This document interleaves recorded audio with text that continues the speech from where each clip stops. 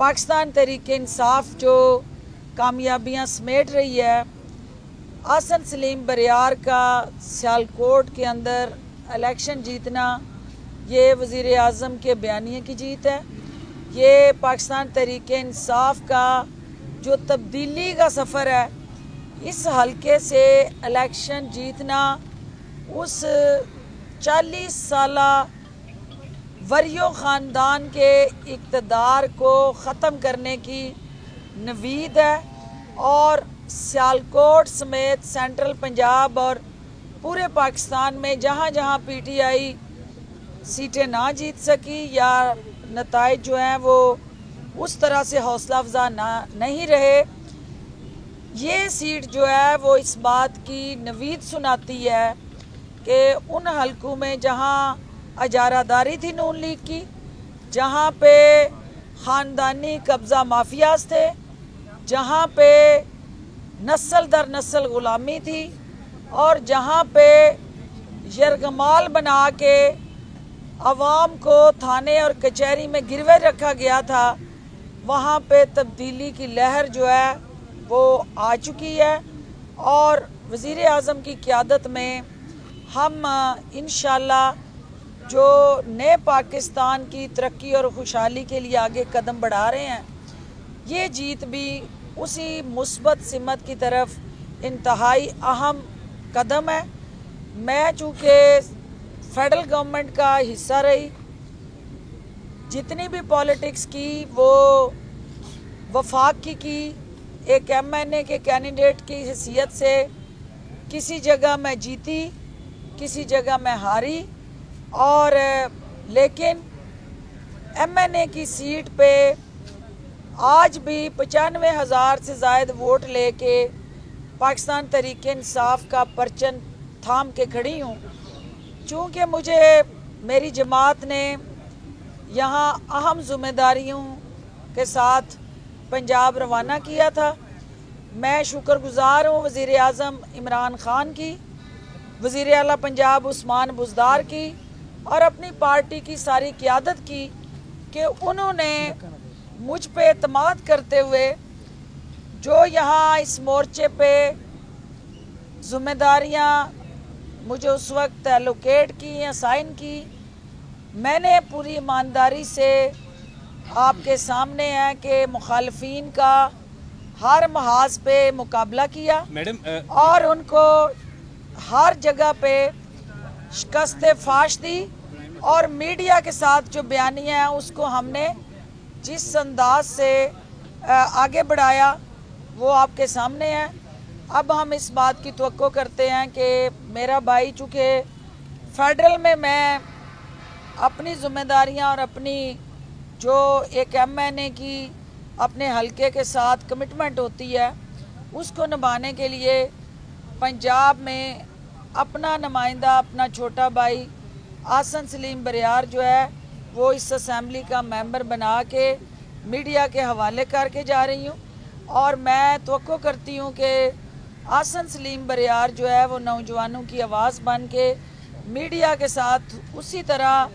करीबी राब्ता रखेगा और अपने हलके के अवाम के मसाइल के तदारक के लिए इस असेंबली में हलके की, सूबे की, अवाम की और इस मुल्क की ताकतवर आवाज़ बन के सामने आएगा। मैं उससे गुजारिश करती हूँ कि वो आपसे बात करे। जी इधर आए आसन, आगे आए बेटे आप। बिस्मिल्लाहिर्रहमानिर्रहीम। सबसे पहले मैं यहाँ मौजूद तमाम मीडिया पर्सनस का, इलेक्ट्रॉनिक मीडिया, पेपर मीडिया, जो भी यहाँ दोस्त तशरीफ़ लाए, उनका शुक्रिया अदा करना चाहता हूँ कि आपने आज का हमारे ये जो इतना इम्पॉर्टेंट डे था हमारे लिए, उससे कवरेज दी। आपने पहले भी पंजाब असम्बली में, हाँ वो पूरा पंजाब, पूरा पाकिस्तान, आप हमारी आवाम तक जो मुल्क के अंदर पेश आने वाले तमाम खबरें हैं उन्हें आप कन्वे करते हैं। इसी तरह आज आप लोगों ने भी हमें मौका दिया कि हम आपसे बात कर सकें। उसके बाद आज का दिन, जैसे कि आप सब लोग जानते हैं कि अल्हम्दुलिल्लाह हमारे हल्का PP 38 में जो ज़िमनी इलेक्शंस आए उसमें मैं पाकिस्तान तहरीक इंसाफ का कैंडिडेट था और अल्लाह ताला ने मुझे, मेरी पार्टी को, इमरान खान साहब को ये एक बहुत बड़ी फ़तह जो है वो हमें नसीब करवाई। उसका भी आप सबके शुक्रिया अदा करना चाहता हूँ कि मीडिया ने भी बड़ा अच्छा एक पॉजिटिव रोल प्ले किया कि इमरान खान साहब का जो एक बहुत ही अच्छा पॉजिटिव इमेज था वो पोर्ट्रे किया गया तमाम आवाम के आगे, जिसे हमारी हल्का PP38 की आवाम ने भी देखा, और उससे एक बड़ा ही अच्छा मैसेज जो हमारे हल्के में गया और हमारे पूरे डिस्ट्रिक्ट में गया, पाकिस्तान तहरीक इंसाफ का जो इमेज है वो पाकिस्तान में बेहतर हुआ, जिसके वजह से हमें ये कामयाबी मिली। मैडम ये उसके बाद मैं शुक्रिया अदा करना चाहूँगा ख़ास तौर पे हमारी पार्टी पाकिस्तान तहरीक इंसाफ का, वज़ीर आज़म इमरान खान साहब का,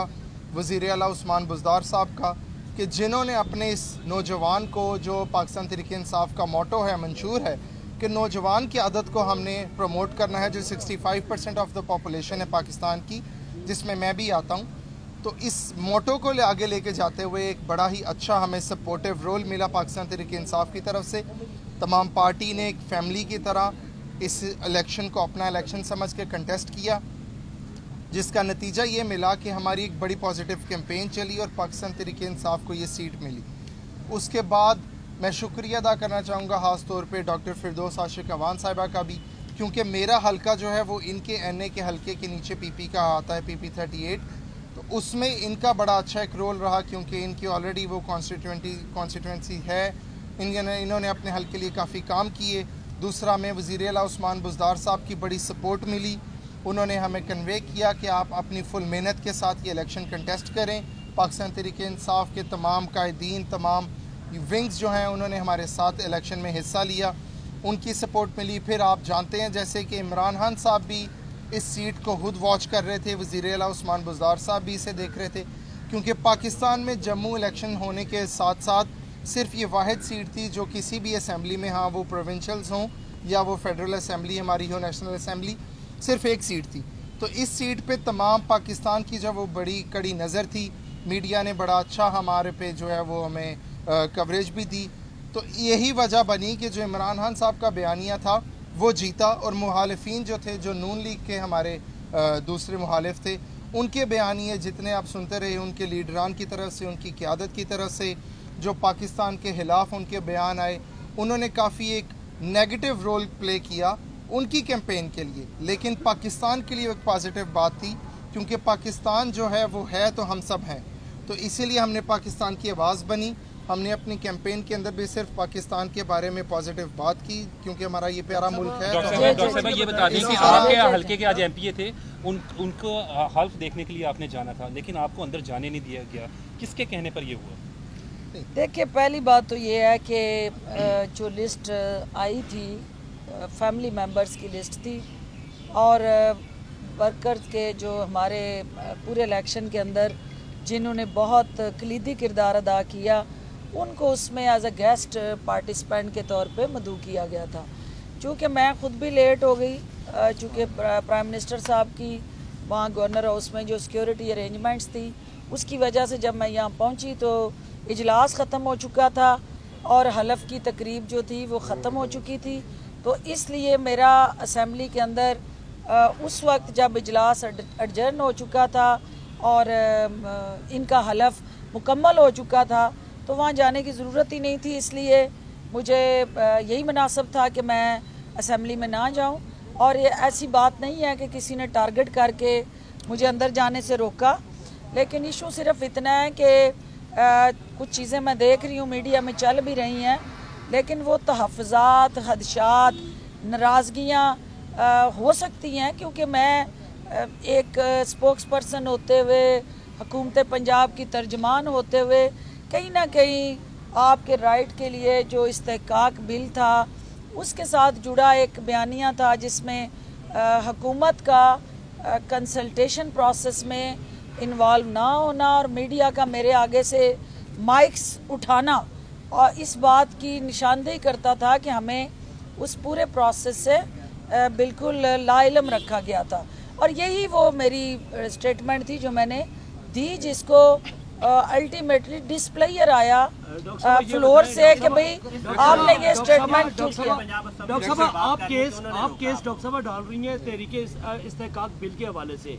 जबकि इस इलेक्शन के फौरी बाद PM ने आपको शाबाश दी कि बहुत अच्छा काम आप कर रही हैं। इस्तेहकाक बिल इससे बहुत पहले हो चुका हुआ था, री इमेंड हो चुका हुआ था, आपको शाबाश मिली, उसके बाद फौरी तौर पर आपको 3 दिन बाद आपसे रिज़ाइन मांगा गया या आपसे रिज़ाइन लिया गया, और आज जो कुछ हुआ,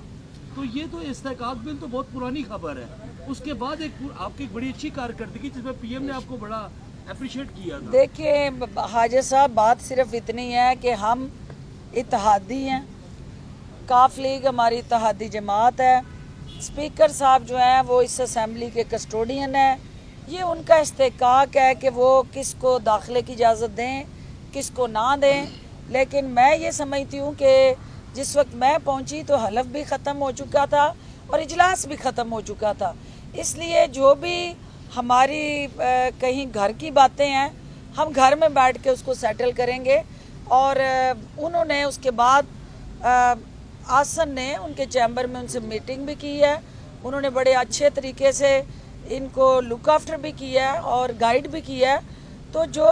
मेरी स्टेटमेंट होती है वो कोई ज़ात की स्टेटमेंट नहीं होती, किसी फ़र्द की या शख्सियत की स्टेटमेंट नहीं होती, वो गवर्नमेंट का बयानिया होता है, गवर्नमेंट की पॉलिसी होती थी और उसी को आगे लेके चलना होता था। तो उसमें अगर कोई तहफ़्फ़ुज़ात हैं भी तो इंशाल्लाह मैं उसको स्पीकर साहब के साथ मिलकर हम उसको दूर कर लेंगे। कोई स्पीकर पंजाब असेंबली लगता है कि आपसे खासे नाराज हैं आपके बयानिए से जो बात करती रही हैं, और यार 2 मिनट, स्पीकर साहब लगता है आपसे काफी नाराज जो है वो हुए, इसीलिए क्योंकि आपका नाम तो लिस्ट में मौजूद था, काटा किसने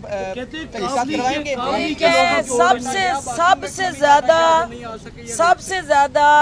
इस इत्तेहाद को सपोर्ट करने और इस इत्तेहाद को प्रमोट करने और स्ट्रेंथन करने में सबसे मजबूत आवाज़ जो थी वो मेरी थी। और जब भी आपने मीडिया ने तेज़ो तंद सवालात किए, मैंने हमेशा अपने इत्तेहाद को बरकरार रखने के लिए उन तमाम सवालात का फ़राग दिली से एक मफामाना सोच के साथ जवाब दिया। आज भी हम ये समझते हैं कि हमें आपस में PML काफ हो या PTI हो,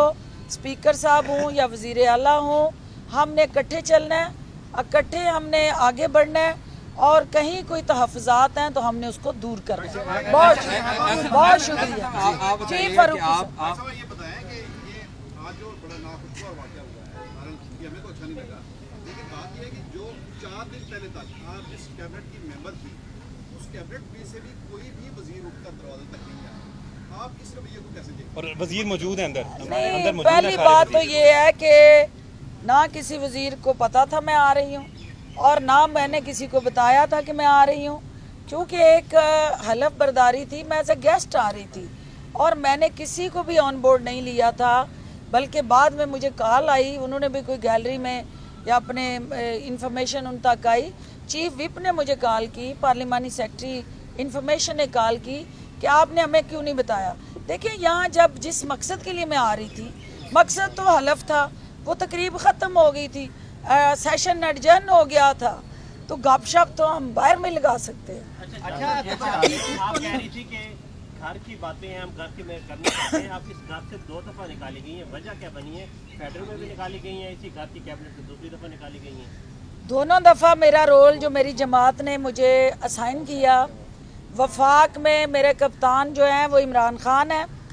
उन्होंने मेरा रोल उधर पहले लगाया, मैंने वहाँ ड्यूटी अदा की, फिर उन्होंने मेरा रोल पंजाब में लगाया, मैंने वहाँ ड्यूटी अदा की। आगे वो मेरा रोल कहाँ लगाएंगे ये उनका इस्तेकाक है, और जहाँ भी मेरी जमात मुनासिब समझेगी इंशाअल्लाह इमरान खान की क़यादत में उस रोल को हम दयानतदारी से, ईमानदारी से अदा करेंगे। और नून लीग को जो बगलें बजा रही है उसको ये सुन लेना चाहिए, वो तमाम जो दरबारी हवारी कनीज़ें और स्टपनियाँ जो जिनकी बाछें खिली हुई हैं कि डॉक्टर फिरदौस जो है वो आपके सीने पे मूंग दलती रहेगी, क्योंकि आपकी जान नहीं छूटेगी और ना आपको हम खुली ग्राउंड में वज़ीर आला हो या PTI हो उस पर इसी तरह हमलावर होने की इजाज़त देंगे। आखिरी जी, आखिरी आप बताइएगा कि आज जो वाक़या पेश है, डॉक्टर साहब को अंदर नहीं जाने दिया गया, आप इसको किस नज़र से देखते हैं? आप कंडेम करते हैं इसको? क्योंकि इस पे मैं थोड़ा क्लियर करना चाहूँगा। डॉक्टर साहब ने जिस तरह बताया कि वो किसी को इन्फॉर्म किए बगैर हमारी गेस्ट लिस्ट के अंदर उनका नाम था। डॉक्टर साहब अकेली नहीं, क्योंकि हम जब आए तो स्पीकर साहब सिर्फ हमारे ओथ का वेट कर रहे थे, मेरे ओथ का। मैं गया अंदर, ओथ की तकरीब हुई और उसके बाद सेशन एडजर्न हो गया और मुझे स्पीकर साहब ने अपने चैम्बर में मदऊ कर लिया। डॉक्टर साहबा के साथ हमारे तकरीबन 8 से 10 उस लिस्ट के अंदर मेहमान हैं जो वक्त की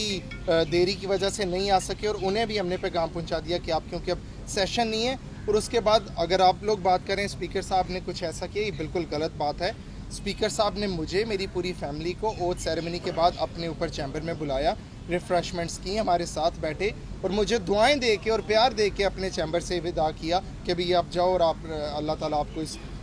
मिशन में जो वो कामयाबी दी। डॉक्टर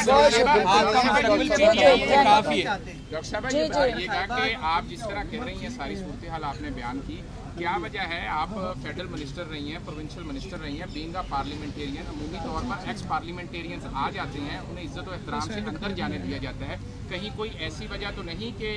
बरियार फैमिली का जो काफ लीग से ताल्लुक था और उनके बरखुरदार पीटीआई में शामिल हुए और उसके बाद कोई ऐसी खालिश चौधरी परवेज लाई साहब के दिल में हो जिसकी वजह से आपको इनफरादी तौर पर टारगेट किया गया, क्योंकि लिस्ट में नाम मौजूद था? आप कोई ऐसी शख्सियत तो नहीं है जिसको गार्ड या कोई जिसको जानता है? और आप बार-बार कहती रही, आप बार-बार कहती रही। ये सारी